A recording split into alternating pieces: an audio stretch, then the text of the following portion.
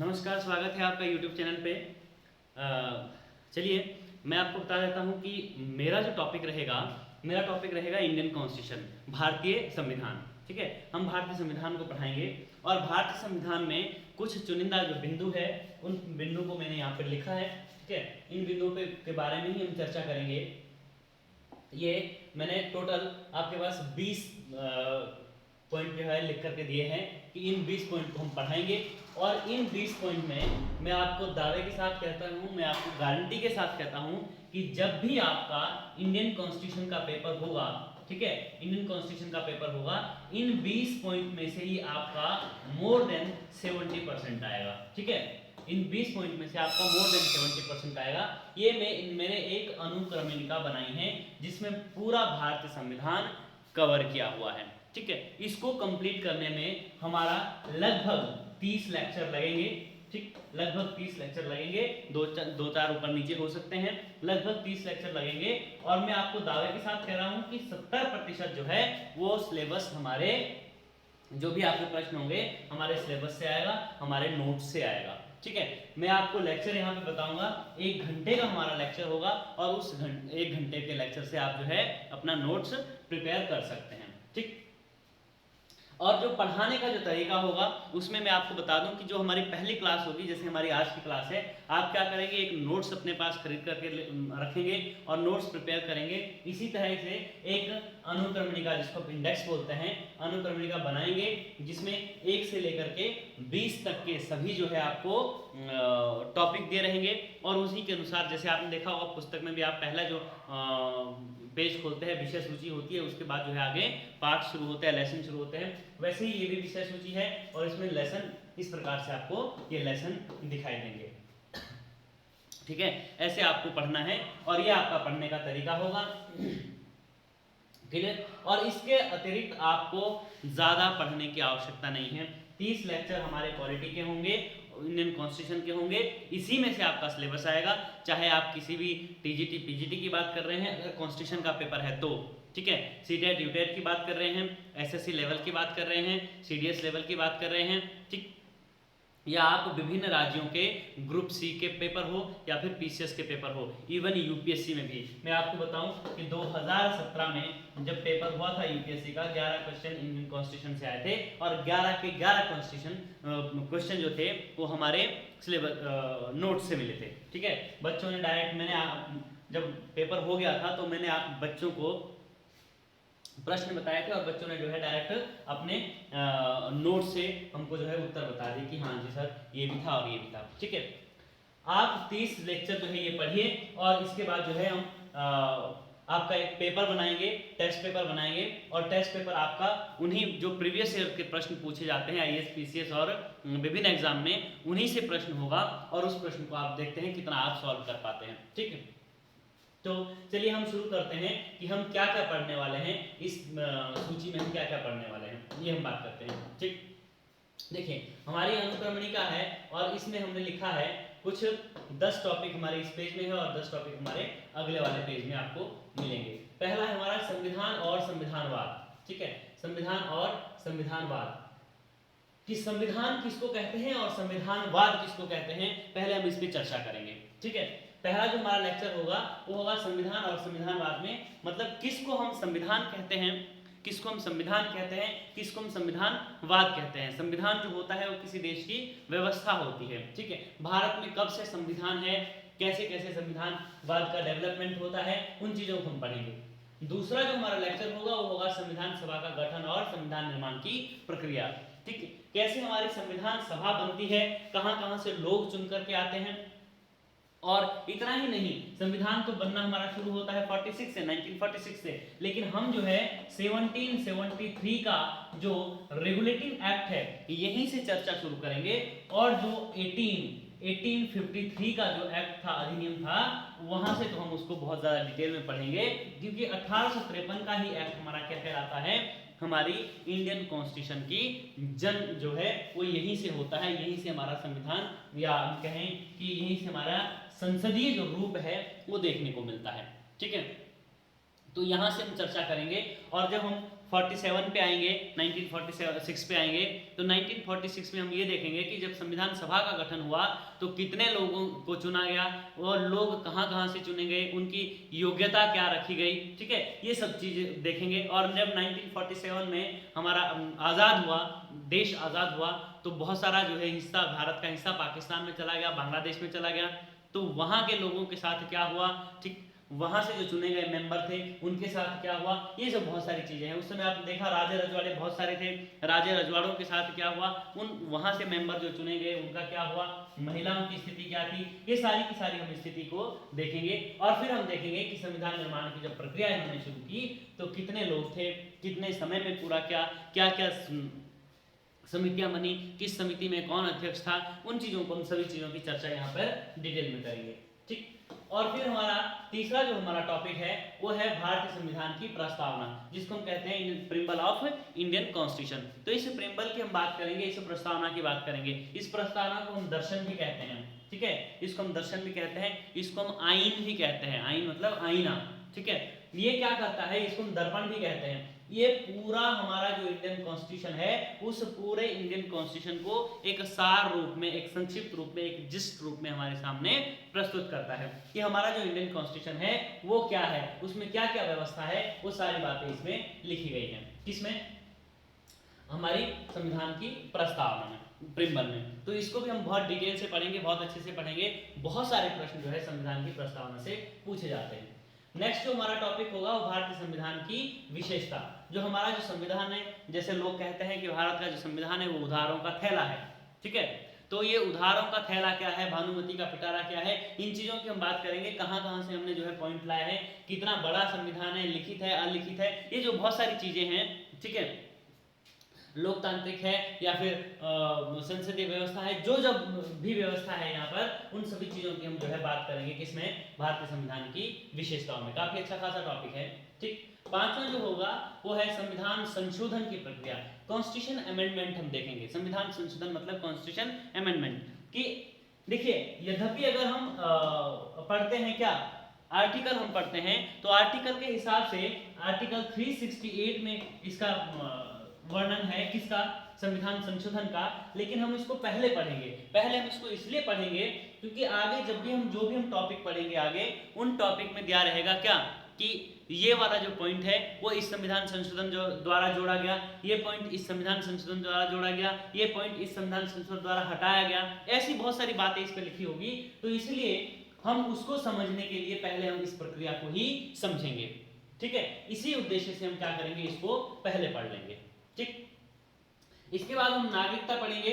यद्यपि हमारा भाग एक है, भाग एक में बहुत ज्यादा नहीं है, हम एक दो लाइन ही उसमें है, भारत राज्य क्षेत्र के बारे में बताया गया है, तो भाग एक को हम बता देंगे। और उसके बाद हम भाग दो की बात करेंगे, इसमें नागरिकता है। नागरिकता मतलब सिटीजनशिप है, ठीक है, मतलब कि भारत के नागरिकों को नागरिकता जब ली जाती है, भारत में नागरिकता जब ली जाती है, तो जो तो भारत का व्यक्ति है उसको तो बाय बॉर्न मिल जाती है, लेकिन जो बाहर का व्यक्ति है उसको क्या करना पड़ता है यहाँ की नागरिकता के लिए। अब तो चलो आर्टिकल 370 वाला भी जो प्रावधान था वो भी खत्म हो गया है। पहले पाकिस्तान वाली, ये जम्मू कश्मीर वाली नागरिकता का भी वहां पर भी कुछ अलग प्रावधान थे, ठीक है।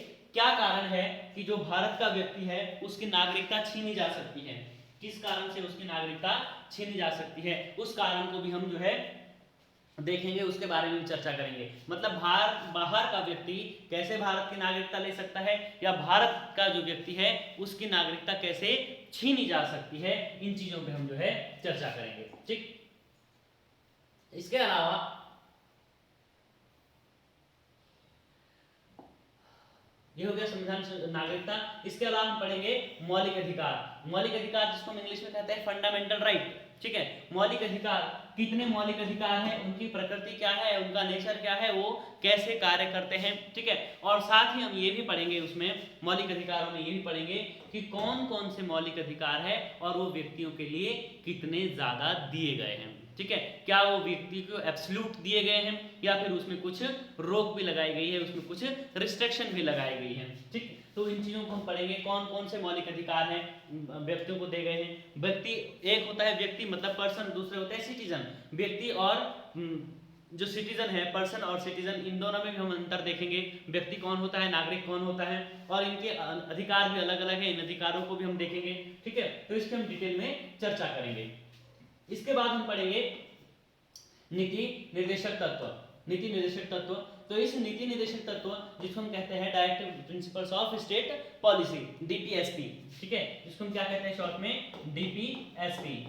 ठीक है, directive principle of state policy, कि ये जो है स्टेट के लिए क्या क्या प्रावधान रखे गए हैं हमारे संविधान निर्माताओं के द्वारा। ठीक है, कि जो एक स्टेट होगा, जो गवर्नमेंट होगी, वो किस तरह से जो है लोगों का विकास करेगी, देश का विकास करेगी, लोगों को, ठीक है, दिशा निर्देशित करेगी। ठीक, मौलिक कर्तव्य, 9वां टॉपिक हम पढ़ेंगे मौलिक कर्तव्य, फंडामेंटल ड्यूटीज।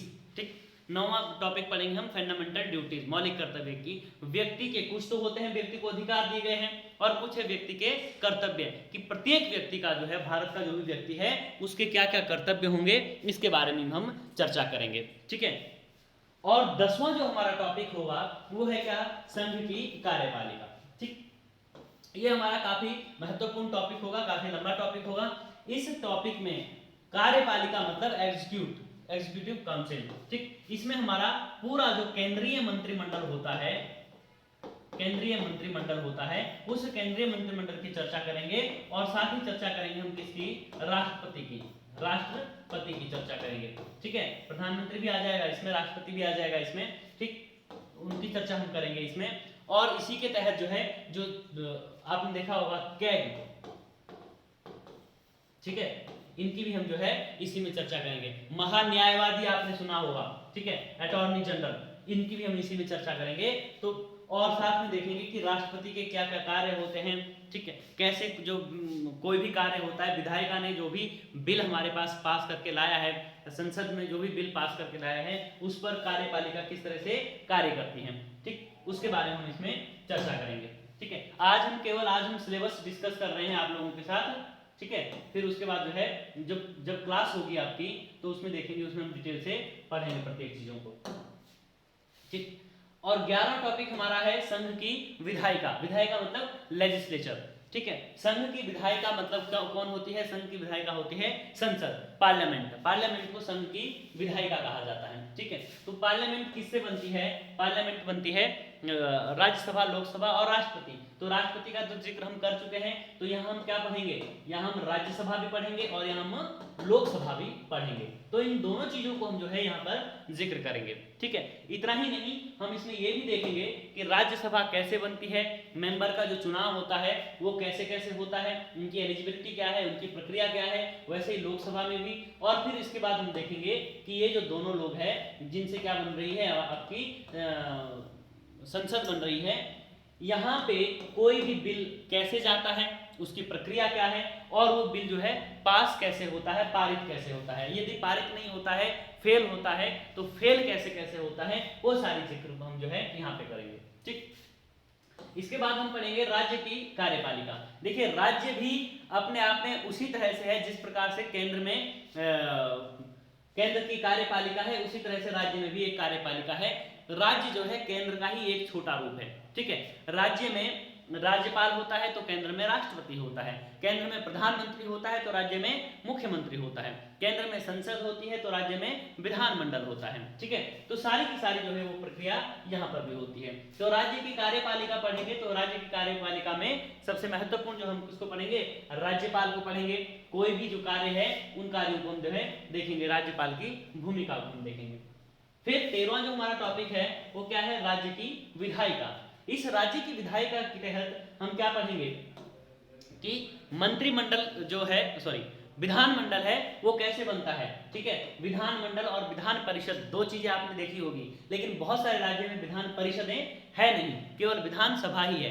तो ये जो विधानसभा है, क्या यही विधान परिषद का कार्य करती है या फिर कुछ दूसरी बॉडी वहां पर यूज होती है। तो यहाँ भी हम देखेंगे कि ऐसा क्यों है कि जब विधानमंडल का निर्माण विधानसभा और विधान परिषद दोनों से मिलकर के होता है, ठीक है, तो हमारे पास केवल 6-7 राज्य ही ऐसे हैं जिनके पास विधान परिषद है, बाकी सबके पास क्या है, केवल विधानसभाएं हैं। ठीक है, केवल विधानसभाएं हैं। तो उन राज्यों पर क्या होता है, ठीक। और दूसरा ये है कि विधानसभा के जो मेंबर है उनका तो आपको चलो पता है कि प्रत्यक्ष निर्वाचन होता है, डायरेक्ट इलेक्शन होता है, वोटिंग होती है, लेकिन जो विधान परिषद के जो मेंबर है उनका क्या होता है उसके बारे में हम चर्चा करेंगे। 14वां जो हमारा टॉपिक है वो है न्यायपालिका, judiciary system of Indian constitution, ठीक है। भारतीय कॉन्स्टिट्यूशन के अंतर्गत जो है हमारा जुडिशियल सिस्टम है वो कैसा है। आप देखते हैं कि हमारे पास 3 प्रकार के कोर्ट है, एक हमारे पास सुप्रीम कोर्ट, दूसरा हमारे पास हाई कोर्ट और तीसरा हमारा डिस्ट्रिक्ट कोर्ट, ठीक है। डिस्ट्रिक्ट कोर्ट को हम अधीनस्थ या फिर लोअर कोर्ट भी कहते हैं, और इसके बाद होता है हाई कोर्ट और इसके बाद होता है सुप्रीम कोर्ट। क्लियर है, ठीक है। तो यहां पर कोई जो केस है, यहां पर कोई केस जाता है तो उसके बाद क्या कारण होते हैं कि वो यहाँ पर फॉरवर्ड हो जाता है। क्या सारे के सारे जो केस है वो हाई कोर्ट में चले जाते हैं या फिर कोई किसी केस का निपटारा यहीं पर हो जाता है। जो हाई कोर्ट जाते हैं वो क्यों जाते हैं उसके भी कुछ नियम होंगे। हाई कोर्ट के निर्णय से कोई संतुष्ट नहीं है तो उनके जो कोर्ट केस है वो सुप्रीम कोर्ट कैसे जाता है उस चीज के बारे में हम चर्चा करेंगे। आपने बहुत सारे देखा होगा फिल्मों में कि जब लास्ट में जज निर्णय देता है और जो विपक्ष का वकील है जो हार रहा होता है वो जब फिर से बात करता है तो जज क्या कहता है कि अगर आप संतुष्ट नहीं है तो आप सुप्रीम कोर्ट में अपील कर सकते हैं, ठीक है। लेकिन वो ऐसा हर किसी केस में नहीं कहते हैं, ऐसा वो किसी चुनिंदा केस नहीं कहते हैं। तो वो क्या होता है उस प्रक्रिया को भी हम जो है यहाँ पर पढ़ेंगे। इसके अलावा हम पढ़ेंगे आपातकाल। आपातकाल मतलब है इमरजेंसी, ठीक है। भारत के कॉन्स्टिट्यूशन में 3 प्रकार के आपातकाल का वर्णन किया गया है। एक है आपका नेशनल इमरजेंसी, राष्ट्रीय आपातकाल, दूसरा है आपका कि राज्यों में राष्ट्रपति शासन रखते हैं, आपने देखा होगा, और तीसरा है फाइनेंशियल इमरजेंसी, वित्तीय आपातकाल, ठीक है। जब सरकार के पास पैसा बहुत ज्यादा कम हो जाए तो फाइनेंशियल इमरजेंसी इम्पोज की जाती है, ठीक है। तो उसके क्या क्या शर्तें होती है, कैसे वो इमरजेंसी लगाई जाती है, और जब इमरजेंसी लगाई जाती है तो जनजीवन कितना प्रभावी होता है उसके बारे में हम जो है चर्चा करेंगे, बात करेंगे। 16वां टॉपिक है हमारा स्थानीय निकाय, ठीक है। स्थानीय निकाय के अंदर क्या क्या आती है, जो लोकल बॉडीज होती है जैसे नगर निगम वगैरह होते हैं आपके, ठीक है। नगर निगम है, पंचायतें हैं, इनके बारे में हम चर्चा करेंगे कि क्या क्या चीजें होती है, नगर निगम कैसे बनते हैं, उनके क्या कार्य होते हैं, पंचायतें कैसे बनती है, उनके क्या कार्य होते हैं, उसके बारे में हम जो है इस पे डिटेल में चर्चा करेंगे इस टॉपिक के अंतर्गत। क्लियर। 17वां टॉपिक हमारे कुछ महत्वपूर्ण संविधान संशोधन। देखिए ऊपर हम क्या करेंगे, ऊपर हम लगातार जो है पढ़ेंगे कि ये जो चीज है ये इस संविधान संशोधन द्वारा जोड़ी गई, ये चीज उस संविधान संशोधन द्वारा जोड़ी गई, या कुछ चीज किस संविधान संशोधन द्वारा हटाई गई, वो बहुत सारी चीजें हैं।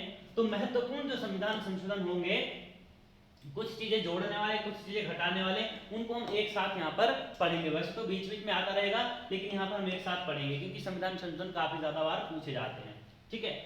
प्रमुख संवैधानिक संस्थाएं, ठीक, प्रमुख संवैधानिक संस्थाएं हम जो है यहाँ पर पढ़ेंगे, और उसमें क्या क्या होता है जैसे आप देखते हैं यूपीएससी कॉन्स्टिट्यूशनल बॉडी है, ठीक है, यूजीसी कॉन्स्टिट्यूशनल बॉडी है, और हमारा नीति आयोग, ये बहुत सारे आयोग हमारे पास होते हैं, बहुत सारी बॉडी होती है जो कैसी है, संवैधानिक है, ठीक है। तो उसको हम पढ़ेंगे कि कॉन्स्टिट्यूशनल बॉडीज क्यों होती है, एनसीईआरटी है आपका, एनसीटीई है, ठीक है, इन चीजों को पढ़ेंगे।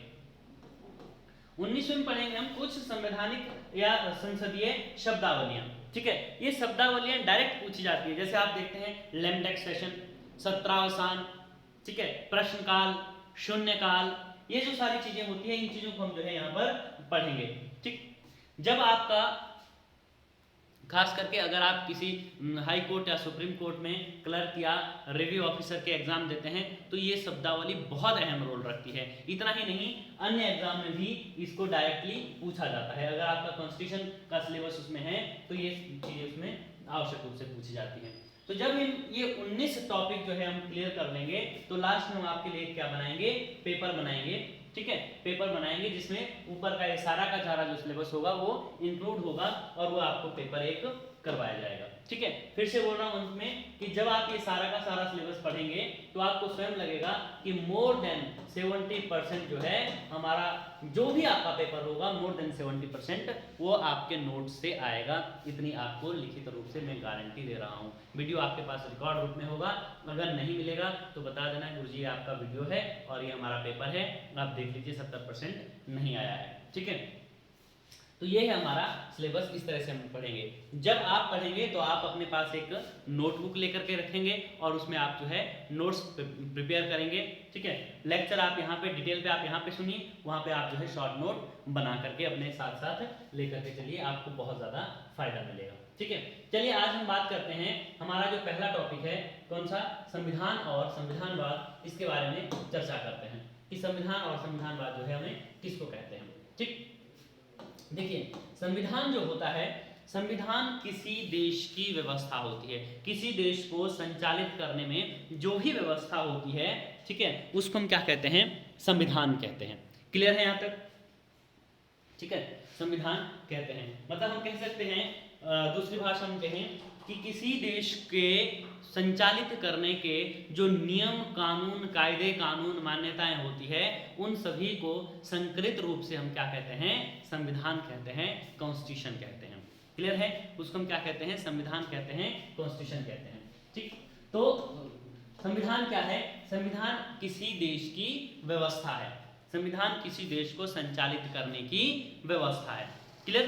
तो अगर अब आपसे पूछा जाए, कोई आपसे कहें कि भारत में संविधान कब से है, भारत में संविधान कब से है, तो बहुत सारी डेट आती है, कुछ लोग कहते हैं कि 1949 से है, ठीक है, जब संविधान बनकर के तैयार हुआ था। कुछ लोग कहते हैं 1950 से है, जब संविधान जो है लागू हुआ था 26 जनवरी 1950। ठीक है, लेकिन ध्यान रखिए हमने क्या कहा कि संविधान जो है, संविधान किसी देश की व्यवस्था है, संविधान उस देश को संचालित करने के जो भी नियम कानून कायदे कानून होते हैं उनका संकलन ही संविधान है। ठीक है, और ये संविधान हर एक, ये परिवार का भी होता है, ये संस्था का भी होता है, ये इंस्टीट्यूट का भी होता है, कोई भी चीज है वो बिना संविधान के रन नहीं हो सकती है। संविधान मतलब व्यवस्था, ठीक है, वो लिखित अलिखित दोनों प्रकार से हो सकती है। संविधान मतलब क्या होती है, व्यवस्था होती है। तो जब संविधान व्यवस्था होती है तो 1949 या फिर 1950 की जो ये डेट है, क्या ये डेट सही है? ठीक है, तो हम कहते हैं कि ये डेट जो है इसलिए सही नहीं है क्योंकि हम बात कर रहे हैं किसकी, संविधान की हम बात कर रहे हैं। तो और संविधान को हम क्या कह रहे हैं कि संविधान क्या है, संविधान व्यवस्था है। अगर संविधान व्यवस्था है तो भारत में 1949 या 1950 से नहीं है, बल्कि भारत में तब से ही संविधान है जब से भारत में मानव का प्रादुर्भाव होता है, मानव अस्तित्व में आता है, मानव का ओरिजिन होता है। ठीक है, या हम कहें कि इंडस वैली सिविलाइजेशन के बाद से ही, क्योंकि उसके बाद से व्यवस्थित जीवन हमने देखा है, उसके बाद से क्या है, भारत में संविधान है। क्लियर? भारत में संविधान है। दूसरा शब्द हमारे पास है संविधानवाद, कॉन्स्टिट्यूशनिज्म।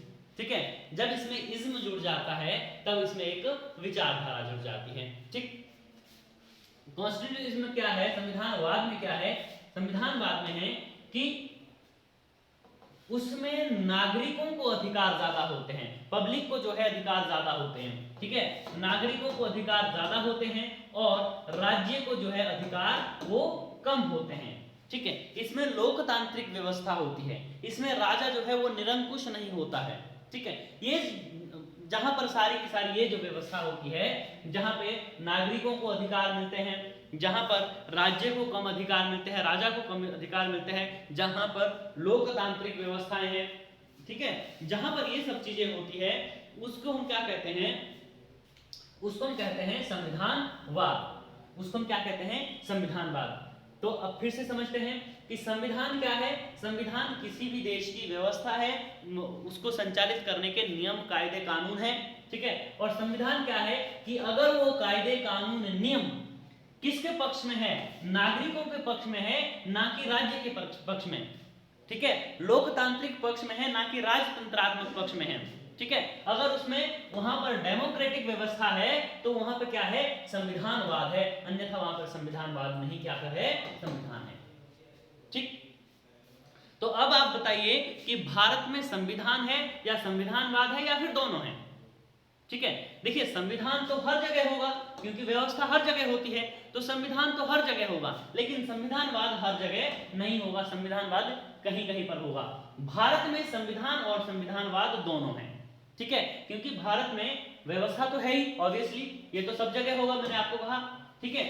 संविधानवाद क्योंकि यहाँ पर नागरिकों को अधिकार है, मौलिक अधिकार दिए जाते हैं नागरिकों को, ठीक है, निश्चित तत्व दिए जाते हैं, मौलिक कर्तव्य दिए जाते हैं, ठीक। और क्या है, और लोकतांत्रिक व्यवस्था है, आप विशेषता में पढ़ेंगे, लोकतांत्रिक व्यवस्था है भारत में, गणतंत्रात्मक व्यवस्था है भारत में, ठीक है।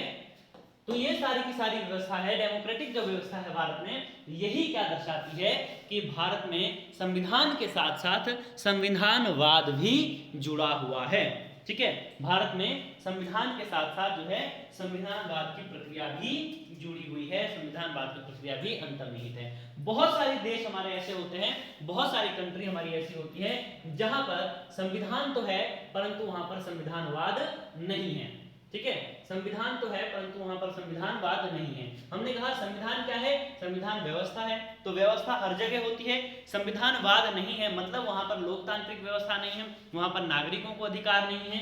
जैसे कि हम कोरिया की बात करें, नॉर्थ कोरिया खास करके, ठीक है, कोरिया की बात करें, हम चीन की बात करें, हम अरब कंट्रीज की बात करें, अरब कंट्री में भी आपके बहुत सारे देश ऐसे हैं जहां पर नागरिकों को बहुत कम अधिकार दिए जाते हैं। तो ये सारी चीजें हैं, तो वहां पर क्या है, वहां पर संविधान तो है परंतु संविधानवाद नहीं है, ठीक है। जैसे बहुत सारे देश है हमारे पास, कौन है, भारत है, इंडिया है, ब्रिटेन है, यूएसए है, फ्रांस है, जर्मनी है, इन लोगों के पास संविधान भी है और संविधान के साथ साथ संविधानवाद भी है, कॉन्स्टिट्यूशन भी है और कॉन्स्टिट्यूशनिज्म भी है, ठीक है।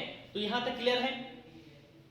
अब प्रश्न ये आता है कि चलो संविधान तो ठीक है, संविधान मतलब व्यवस्था है, जब से मानव का प्रादुर्भाव हुआ है मानव ने अपने आप को व्यवस्थित करने के लिए कुछ ना कुछ नियम कायदे कानून बनाए हैं और वो जो नियम बनाए हैं उसी को हमने क्या कहा है, संविधान। लेकिन ये संविधानवाद का जन्म कहां से होता है, ये संविधानवाद जो शब्द है ये कहां से आता है, इसके बारे में हम चर्चा करते हैं, ठीक है। तो संविधानवाद जो है ये John Locke, professor John Locke जो है एक व्यक्ति है, प्रोफेसर जॉन लॉक को जो है संविधानवाद का जनक माना जाता है, क्योंकि प्रोफेसर जॉन लॉक ने ही सबसे पहले नागरिकों के अधिकारों की बात की।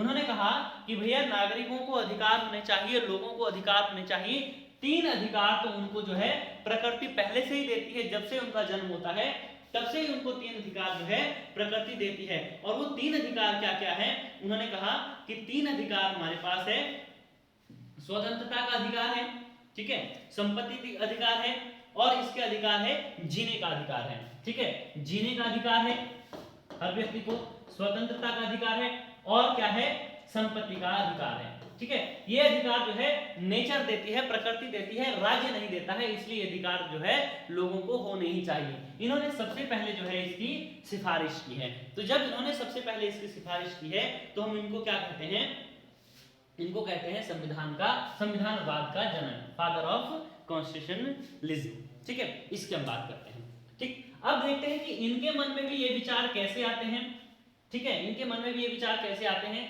तो आप एक डेट याद रखिए, अगर तो आप इतिहास के हैं तब तो आपको आवश्यक रूप से इस डेट को याद रखना है, ठीक है।